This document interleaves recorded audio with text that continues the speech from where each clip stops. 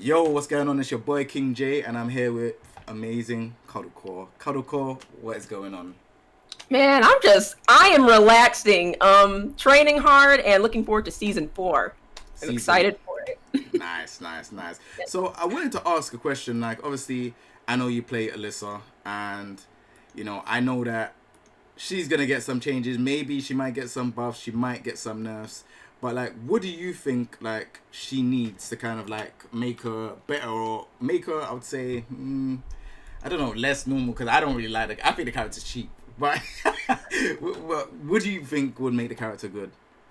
I mean, the character's already really good, right? So the wall damage is where she actually lacks a lot, and she kind of has a straightforward like, is it like 4-4-3-4, 3+4, or whatever it is, that move, and then there's back 2-4, like, and 4-4 1+2, like the chainsaw move at the end. It's Right. okay, like the 1-2 into the forward 1+2. Those are okay, but I think she needs stronger wall damage. So like higher wall damage and maybe like more consistent wall carry, because her wall carry is okay. It's just not.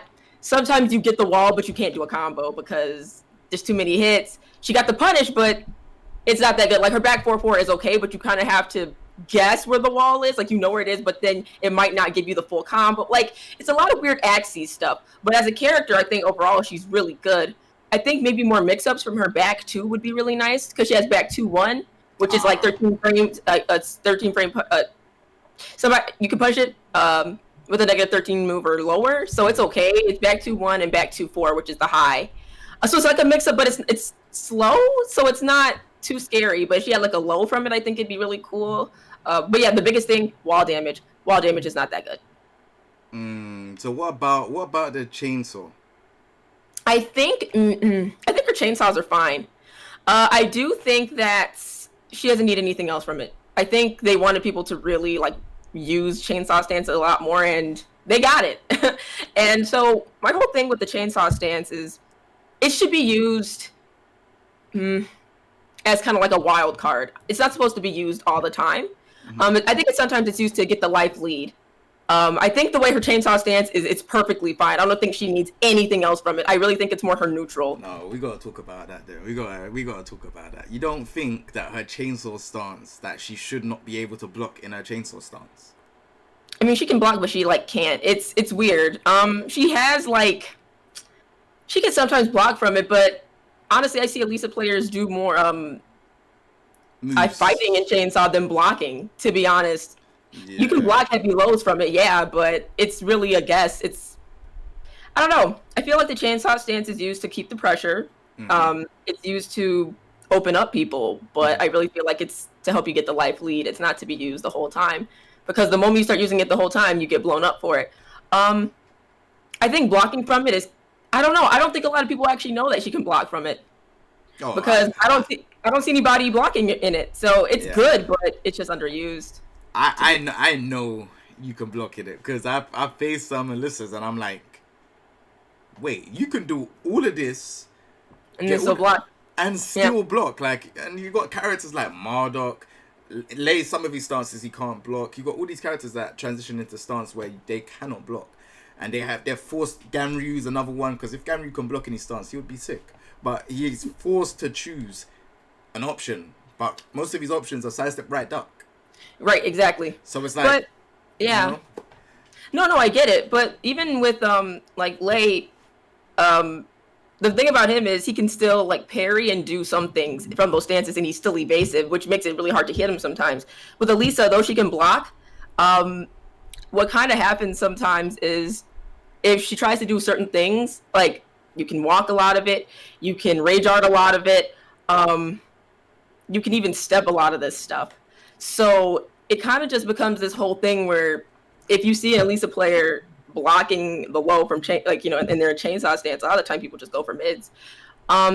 It's okay. I just feel like it's not used that much. I don't think anybody would miss anything if she had it or not. Even if she didn't have it, nobody does. Nobody really blocks like that. I think you're downplaying how good the chainsaws is. The chainsaws are really good, bro. I'm just saying, based on matches that I see from like top Alisa players, they don't block from. They don't use the they don't use them like that. They use the chainsaw stance, but I think it's for them. It's more like pokes instead of like, okay, I'm gonna make this really hard read on a low.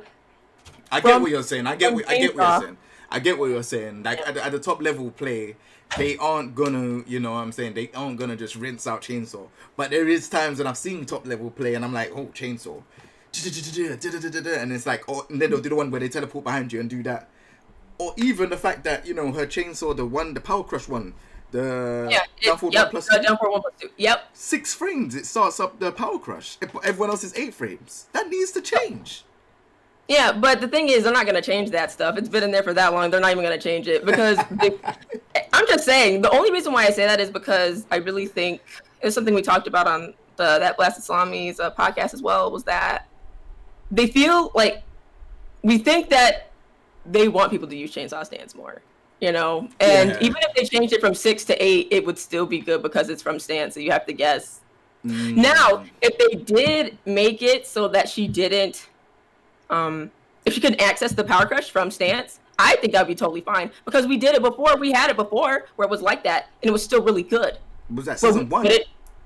I think so. Okay. I was used to not having it. I was like, oh, why do we have this? But I think if they did revert some of that stuff back, I think it would be really good because, you know, her chainsaw stance has to be one of the best stances in the game, and if not like top 2, and so that the player can still use the stance, but it's not like abused in regards to like the power crushes and stuff like that. I do think that her being able to only access it from neutral instead of accessing it from stance as well would be fine. But then I think they'd have to change a couple of properties of it because it used to knock down the power. It wasn't a power crush before. It was a knockdown. And so then you got it put you in stance, and then you got up over 1+2 from chainsaw stance. Yeah. Because of it. So that was, I think, a bit more tame compared to like the revving that they did. They revved up the whole chainsaw meta completely. Yeah. So I don't know. I guess for me personally, I didn't think much about the blocking part because I didn't feel like that was the scariest part about Alisa. I think it was the fact that she had so many plus frames that she had a power crush from it, from chainsaw stance. So it makes people have to guess over and over again. And that can be, that's her comeback factor. She technically has 2 comeback factors. It's her chainsaw stance and her rage drive. It's rough. I feel like with Alisa, it's like it's really, really difficult to kind of like she can play defensive into like just outside of when you're not playing chase or such, you can play defensive and you're playing a nice game of Tekken. As soon as the chainsaws come out, it's like, whoa, this is kind of crazy. So I don't know. Like I feel like Alisa, like what you're saying about wall combos. Yeah, I feel like she does need that. Like she doesn't really have. Like, but I do feel like if the wall combos did come in, though, I think it would kind of overtune her. I think then she would be too strong. Tekken's all about balance. It should be, at least. It was at one point. And it's not anymore. I know. But the whole thing is, I think if they did do that, if they did add that wall combo damage stuff, maybe it would give her more consistency in closing out certain rounds, maybe. I don't know how they would do that, but I think that if they overdid it, it would make her too strong. And every character is supposed to have strengths and weaknesses. And Alisa, one of her weaknesses is her wall damage. So she has to kind of rely on Oki. Like if I do the ender like 4-4-3-4, like whatever that, and then I go into chainsaw, then I have to make them guess again, right? So I risk something, but I had the chainsaws out, so like I can still keep them there. So that's potential damage, but it's Oki and it's potential. It's not guaranteed. Yeah. So I don't know. But at the same time, she gets the damage from her. Like, you know, she's got her 4, which is really good. She can step and do forward, the power crush, the chainsaws from neutral in general. Chainsaw fly, like, you know, because chainsaw fly now has moves. And so it's like, I don't know. I never really felt like the wall damage really affected me that much, but I always saw it being a problem. I've seen it a lot. Yeah. But I think that's not where they need to focus too much of it. Just maybe amp the points by a little on the damage, but maybe just focus on like dealing with chainsaw stance, since it seems to be part of a lot of discussions in regards to how do you fix that. That's the sort of thing. That makes sense. All right, moving on to Ling Xiaoyu. I saw you was playing Ling Xiaoyu very recently I guess, was it, how do you say his name? Glacier Ting? Is that Glacier? Yeah, glaciating. Yeah, glaciate. Yeah, cool. So I was watching that, and obviously, I like the way how you play Ling. It's quite unique, you know, the way how you just. I don't like relying on Back turn. like oaky stuff. Like I don't like that. It's really like annoying because I don't want to have to play that way. Now it's okay to use sometimes, but I'm not that kind of player. Like I'll use oaky situationally, but if I'm risking a lot as Ling for less damage in tournament, that is a risk, and I'm risking a lot. That can kill you. Yeah, and Paul. I mean, yeah, I can go under his stuff, but all it takes from him is like one hit, and then that's all. With certain characters, that's all you need, and that can be very overwhelming. So you know, thinking about how Ling was my main for a long time in the evolution of the character, Tag 2 was one of the best versions of the character in my opinion because it was a bound game, and bound gave you so many options for Oki, and Ling was Oki City, and and my stuff hit all the time. My Oki options hit all the time because that's the kind of like game. Yeah, and that was really creative and fun and cool, and I could still play solid, right? And even with rollbacks as well, because when you're rolling back, you can catch people and all of that stuff. But that's not in Tekken 7 no more, so it's different. No, and so I'm forced to like sometimes create these situations where I would love to just kill, you know, and have them right in front of me, but I don't always have that option. So for Ling, I would really like it if they made her neutral game more solid. Like, just, okay, this is what I always wanted. Down 4-1 to have more range again, because she's a very short range character, you know, when it comes to, she has you up close, that's where she's going to try and get some damage, but she's risking a lot sometimes. So maybe just a longer range in the down 4-1, maybe more range on 3. Still make it negative 11 or whatever, or 10, but give it more range. So that if you block it, you still punish it. More range. Actually, nah, that's cool. That's cool. If we block it, it's -10. Yeah, I get that's cool. And offline, you can dash block. We're talking about online, and you can dash block offline. So if you dash block the 3, just punish it. But she needs something. I remember in season 1 where Ling players were always throwing it out so that if somebody's trying to come in, you can do it. You know, because they're like, I got this 3 for you right here. But because it's 10 or 11, I think Ling players should still be able to throw it out. But if, you know, the person blocks, they should still be able to punish it. Her back 2-2 did nothing. I don't know why they put that in the game. So wait, standing free is it's not -10 now, is it? It's -10. It's like 10 or 11, but you get a 10 punish for, you know, blocking it. Yeah. I didn't know that. How did you not know that? I did not know that at all. Chat. Do you guys knew this, right? Bro, listen. You guys knew this, right? Standing free. How you know all this stuff about Alisa, but you didn't know anything about Ling? I'm so upset. No, I didn't know. -10 or 11. Mm-hmm. So all these times when she's doing that kick and I'm blocking, I could just do. Yes, that's why you see people do. Jay, you hurt my soul. I didn't know. You know that.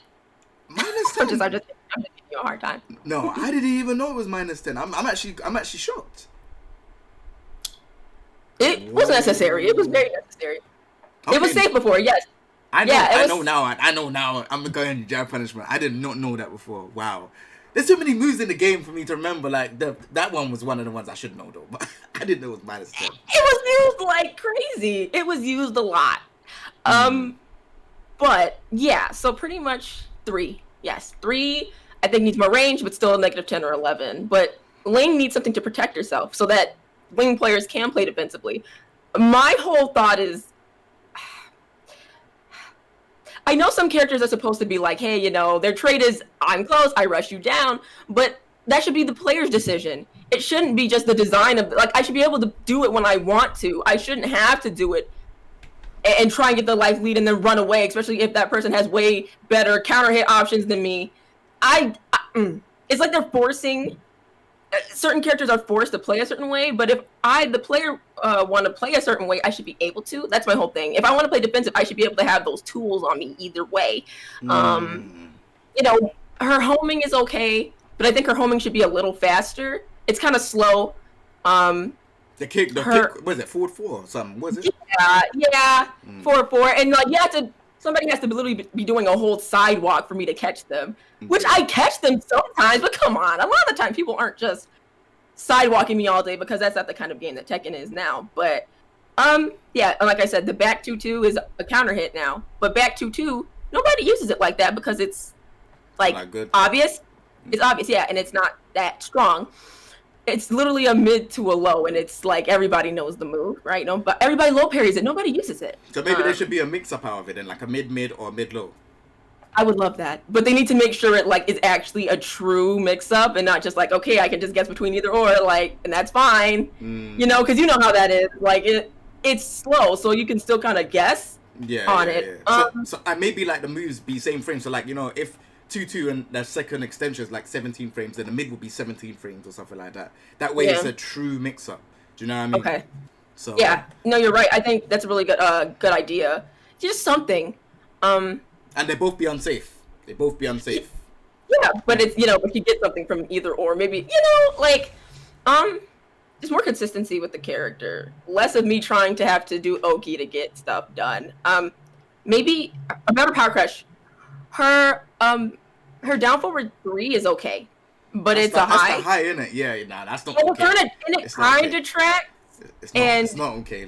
I got a vouch for Ling players. That move is trash. Well, that's the thing. It should be a wall bounce. It should be. Is it a wall bounce? No, it's just a knockdown, isn't it? No, AOP 1+2 is. Nah, that should be a wall bounce too. That would be the OD. I would like that. But that's the thing though. Like the Power Crush itself, it tracks a little bit, so you can hit people. But it's like I feel like I'm always risking everything doing it. So no, I'm with you on that. It needs to be fixed. You get a guaranteed down 3 or something after you do it, but this is what I found that's been happening to a lot of Ling players. We'll do it because we make a read on someone, but especially when we make a read on a rage drive, but if the rage drive is cancelable, you can just duck it. And so you duck under my rage, my Power Crush, and I get launched for it because I made a read. Steve, all the time. And I said, okay, that's really bad. So she needs a mid. Either a mid Power Crush or something, but you know, just a little something to just amp the character, please, because I love her. And I've been playing her a lot more, but, like, I have to really be okay with, like, playing the way I want, or else I can't play her. Nah, it makes sense. All right, cool. So that's it for the characters. To close this one out, what would you want in terms of, like, everything else in Tekken? Obviously, we know that they've got characters coming out. My guess is Kunimitsu, Kiryu, and Jun. But, you know, everyone's got their own, you know, speculation. What's your speculation on what characters are going to be there? And do you think, you know, like, do you feel like this season's going to have more to offer than the previous seasons? Be honest as well. Look, I want to be super optimistic about it, but I'm slightly disappointed sometimes in the direction that Tekken has gone. Say how it is. Yeah. We can only be honest. Let me put a disclaimer here for anyone that watches this, just to make this safe. Anyone that watches this, Bandai Namco, anyone like this, we love the game. We love the game. Otherwise, we wouldn't be sitting there talking about it or playing it. So we're just giving valid opinions. So don't be upset or don't be hurt. This is a valid opinion. That this is the disclaimer here. Like, if you hear it from me and you're like, oh, King J's moaning about our game or CUDDLE calls my... No, it's just us giving our criticism towards the game. We just, you know, we love the game. We just want it to go in the right direction. We play the game, we compete in the game, we stream the game. So we can't hate it, can we? But yeah, give us your opinion. I had to put the disclaimer in there so you feel safe. You're okay now. You're okay. You're in there. Go ahead now. Okay, so I'm hopeful and looking for more balance, more true balance, so people don't feel like they're obligated to pick characters just because they're the most well-rounded, most OD versions of like characters that can win in tournament. Like for example, Fakamram, Leroy, and I have to mention those because what happens is character diversity goes out the window. Yeah. You didn't make all those characters in this game for them not to be used, did you? Because you know, and people should be allowed to play who they want while still showing their skill. That's what I always used to praise Tekken about. And there are times where I remember that it still can be that way. Whenever I watch certain tournaments and stuff, it reminds me that it's still there. But I would love more balance, more consideration to when you release certain types of characters, and that so that we're not going through these spells where people are like, they got their pitchforks and torches, mad at something that hasn't been fine-tuned before release, kind of thing. Because we've seen on Twitter how the community can get, and I can't blame all of them for being upset, because it does make tournament experiences a drag. If I can't pick my character, or without worrying about somebody who's gonna randomly switch to Falconron because that character has everything. He does. He literally does. Literally does. Exactly, and there's strengths and weaknesses for a reason, and so I want more balance. More character diversity in tournaments, because of balancing, more stages, maybe more consideration to music choices for those stages. I would love a revisit to that. Too much drum and bass and techno, where it's not even techno, drum and bass and Fakram stage. It's just like, I just feel like the identity of it has kind of like, it's the musical identity of the game is kind of lost now. I feel like I always think about Tekken 2, Tekken 3, Tekken 4. Because those were proper songs. Those were proper songs. Like not the helipad where it goes. That's always the one people mention. Like you play that, like you play casuals with someone on that stage, and I guarantee you'll go in bed with a headache. And it just, exactly. So, I just feel like them revisiting the old roots of what made Tekken will be very successful for them. I feel like if they continue to go in the direction they're going for some of these choices, they might lose a part of their audience, especially in the climate of the world right now where we're all inside playing the game. You don't want to lose your audience. I think is the best time to really listen to them. I love the game. I just hope that they consider... This is a time where I think revisiting the old school stuff would be a really good idea. There's nothing wrong with fresh and revisiting as long as you understand that it made your game successful.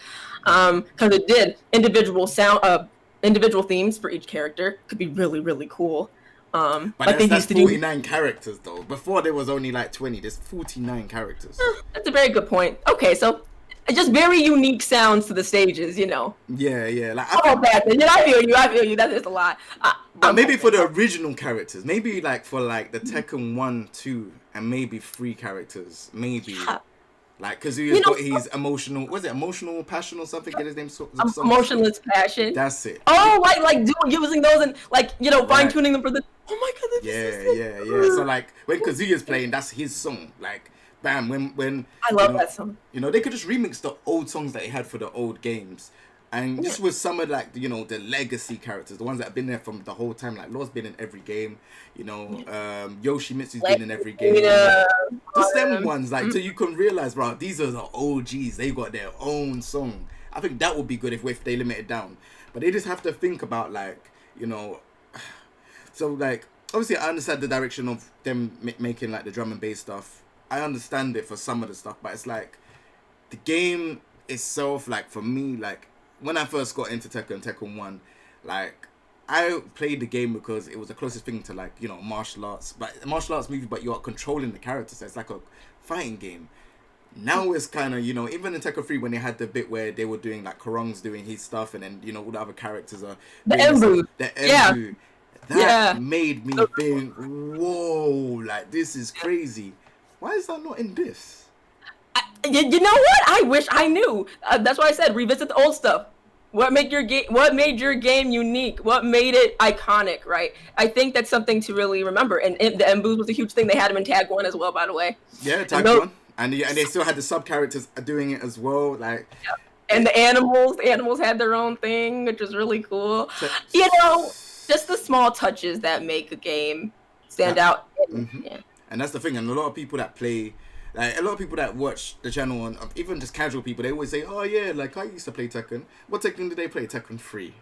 That's all I hear. Tekken 3, Tekken 3, Tekken 3, and I'm like, you lot don't know about Tekken 7? They're like, "Oh, there's a new one." I'm like, I know. They always say that, and it's like, oh man. Yeah, I'm just like, every time, even like when I'm talking to like brand companies, and I'm like, oh yeah, I play Tekken. They're like, oh yeah, I used to play that back in the day. Which one do you play? Oh, Tekken 3. I'm like, like, oh, you know, there's a 7th one. You know, there's a, like, there's a whole other game. Like, no, dude, I relate to that so hard because like some people, you know, friends that like used to play the game, they'll be like, oh wow, there's another one. I said, you know, yeah, it's yes, there's another Tekken, and it's just so funny because it's like maybe if you made it a little more like those games, like people will get more back into it. Not, you know, not saying to get rid of the new mechanics like the rage drive, the wall bounce, but maybe, I don't know, tweak it so that it's not okay. Let's,